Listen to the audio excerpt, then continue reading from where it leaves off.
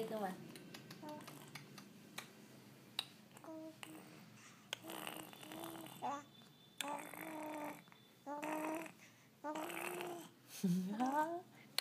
Hú.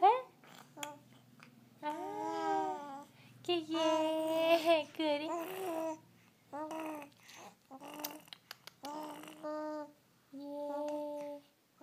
Hú là. Kìa kìa. Hello. Hello. Trời ơi.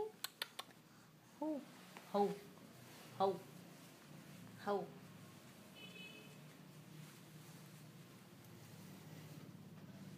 Con chạy đẹp đi. Con chạy đẹp đi. Thỏ thùn nè. Thỏ thùn nè. Thỏ thùn nè. Ơ con mặc bộ giống ông già Noel thế nhỉ? Cây trâu Noel thế nhỉ? Vừa xanh vừa đỏ này.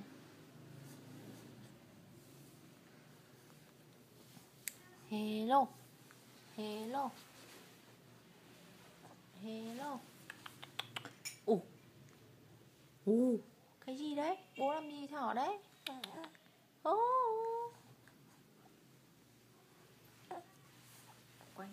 Quay cả chân. Kìa. Hello. Kìa. Nè. Nè. Trời ơi. Trời. Bên này cơ mà. Ta-da. Ta-da. Ta-da.